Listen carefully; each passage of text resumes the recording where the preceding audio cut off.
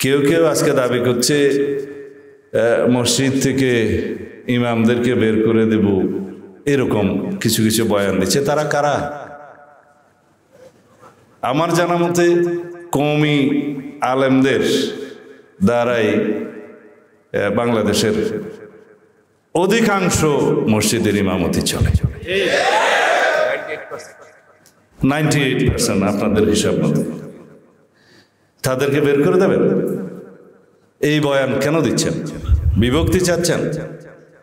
সেই জন্যই তো বলা হয়, আমাদের বড় হুজুর আল্লামা বাবনগরী সাহেব বলে গিয়েছেন যে 73 ফিরকা আছে, তার মধ্যে একটা ফিরকা শুধু ইসলামের উপরে বহাল আছে। তো সেই জন্য আরেকটা কাহাওয়াত বলে যে এই যে আমাদের মধ্যে যত বিভক্তি, যে মুসলমানকে हर फिरके ने एक दूसरे को काफिर कहा, वही एक काफिर है जो उसने हम सबको मुसलमान कहा।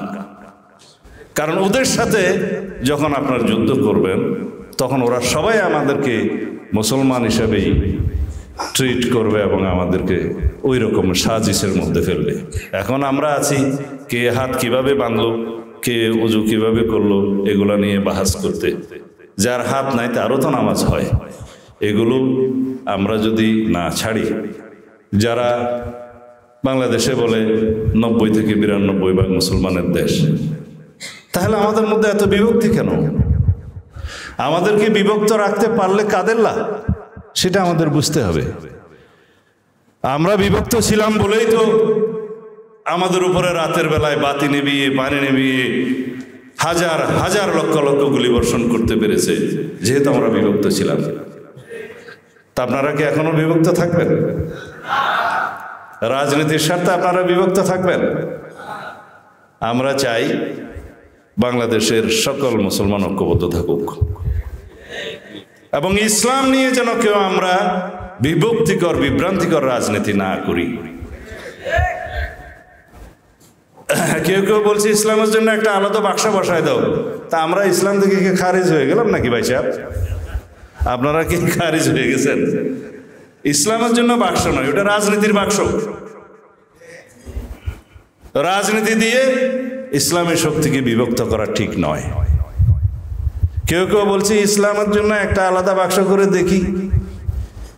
ভাই, ইসলাম কি একটা কোটা রাজনীতি নাকি রাজনৈতিক দল নাকি? আমরা হলাম সেই দল যা আলেমদের পরামর্শে শহীদ রাষ্ট্রপতি জিয়াউর রহমান সংবিধানে বিসমিল্লাহির রহমানির রহিম ধারণ করেছেন। আমরা সেই দল মহান আল্লাহর উপর আস্থা এবং বিশ্বাস রাষ্ট্র পরিচালনার মূলনীতি হিসেবে আমরা ধারণ করেছি। তো এইখানে আবার ইসলামের জন্য দোসরা বাক্স কোথায় পেলেন? এইভাবে বিভক্তি করা তো ঠিক নয়। যাই হোক, আমাকে আমাদের মুরব্বী অনেকদিন আগেও বলেছেন, ওনারা রাষ্ট্রপতি জিয়াউর রহমানকে পরামর্শ দিয়েছিলেন, তাদের পরামর্শ তিনি মেনে চলতেন এবং সেইভাবেই তিনি সংবিধান সহ সব জায়গায় ইসলামী বিধিবিধান সংযুক্ত করেছেন। তিনি নিজেও অত্যন্ত পরেজগার মানুষ ছিলেন, আপনারা জানেন। আমি আজকে যে জন্য এখানে আসলাম তার কিছু উদ্দেশ্য আছে। তার উদ্দেশ্য হচ্ছে, আমি আমাদের দলের পক্ষ থেকে এই মেসেজটা দিতে চাই যে হেফাজত ইসলাম বাংলাদেশ অরাজনৈতিক সংগঠন হলেও বাংলাদেশের 90-92 ভাগ মুসলমানরা তো আপনাদেরকেই দিনের রাহবার মনে করা উচিত। আপনারা সেই দায়িত্ব পালন করে যাবেন। যারাই রাষ্ট্র ক্ষমতায় আসুক, আপনারা তাদেরকে পরামর্শ দিয়ে যাবেন এই রাষ্ট্রটা যেন কোনোদিন একটা পার্শ্ববর্তী ভিন দেশের তাবেদার রাষ্ট্র না হতে পারে। সেই জন্য আপনারা ঐক্যবদ্ধ থাকবেন। ব্রিটিশ ভারতের ইতিহাসে, ব্রিটিশদের কাছ থেকে স্বাধীনতা অর্জনের ইতিহাসে আলেমদেরই সবচাইতে বেশি ত্যাগ স্বীকার করতে হয়েছে। পাকিস্তান সৃষ্টির ইতিহাসের মধ্যে আজকে মুসলিম লীগ হয়তো নাই, কিন্তু এই মুসলিম লীগের ব্যানারে মুসলমানরাই তো ঐক্যবদ্ধ হয়েছিল, এখানে একটা পূর্ব এবং পশ্চিম মিলে একটা আলাদা রাষ্ট্র হবে। এই দেশের সংখ্যাগরিষ্ঠ মুসলমানরাই তো পাকিস্তান রাষ্ট্র চেয়েছিল, সাধারণ মানুষ সহ। এই বাংলা বিভক্তির ইতিহাস আমি আজকে যাব না, কিন্তু আমাদের আলেম সমাজদের, মুসলমানদের ত্যাগ তিতিক্ষার কাহিনী এখানে আছে। যারা আজকে বাংলাদেশের পক্ষে আমরা রাজনীতি করি, স্বাধীনতার পক্ষে আমরা যারা রাজনীতি করি, আমরা সবাই জানি এই কওমিকরণের সমস্ত মাদ্রাসা এবং আলমে দ্বীন যারা আছেন তারা সবাই বাংলাদেশের পক্ষে সোচ্চার ছিলেন, স্বাধীনতা থেকে শুরু করে আজ পর্যন্ত।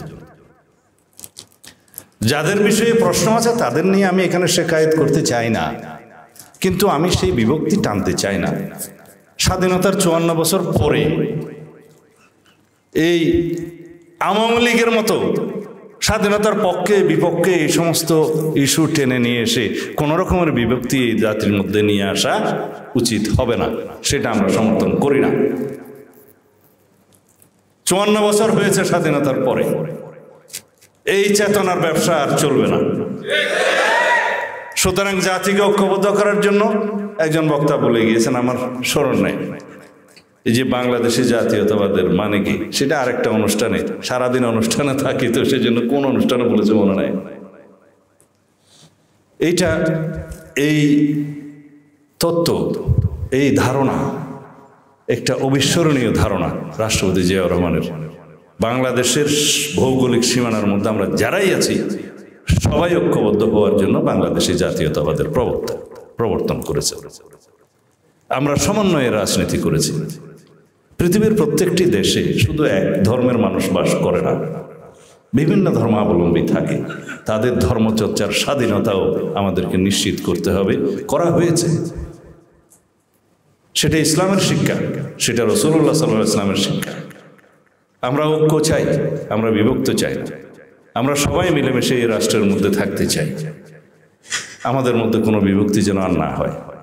যারা জুলাই ছাত্রগণ অভ্যুত্থানের নেতৃত্ব দিয়েছেন তাদেরকে আমরা সম্মান করি, কিন্তু এই জুলাই অভ্যুত্থানের চেতনাকে নিয়ে যেন পুনর্বার সেই রকম চেতনার ব্যবসা না হয় সে বিষয়ে আমাদেরকে সতর্ক থাকতে হবে।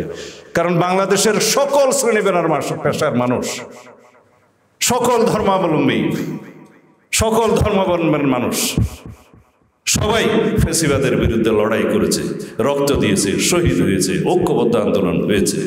সুতরাং এইটা নিয়ে আমরা যেন কেউ রাজনীতি না করি। কেউ যদি মনে করে যে আমরা জুলাইয়ের একমাত্র ধারক বাহক, তাহলে আবার জাতির মধ্যে সেই বিভক্তি আসবে। আমরা শুধু একটা শক্তিকে স্বীকৃতি দেব, ফ্যাসিবাদ বিরোধী জাতীয় ঐক্য, এই শক্তিকে আমরা স্বীকৃতি দেব। যদি আমরা ফ্যাসিবাদের প্রত্যাবর্তন না চাই, বাংলাদেশে কোনোদিন স্বৈরাচারের উৎপত্তি হোক, উৎপাদন হোক, সেটা যদি না চাই, আমাদের একমাত্র শক্তি হবে ফ্যাসিবাদ বিরোধী জাতীয় শক্তি, ফ্যাসিবাদ বিরোধী জাতীয় ঐক্য।